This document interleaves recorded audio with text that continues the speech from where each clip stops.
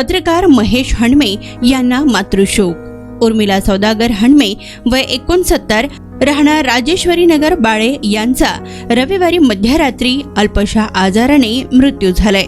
दरम्यान त्यांच्यावर मार्कंडेय रुग्णालयात उपचार सुरू होते, तर उपचारादरम्यानच त्यांची प्राणज्योत मालवली। त्या आध्यात्मिक आणि मनमिळावू स्वभावाच्या होत्या। तर मोहोळ तालुक्यातील हिंगणी गावात एका शेतकरी कुटुंबात त्यांचा जन्म झाला होता।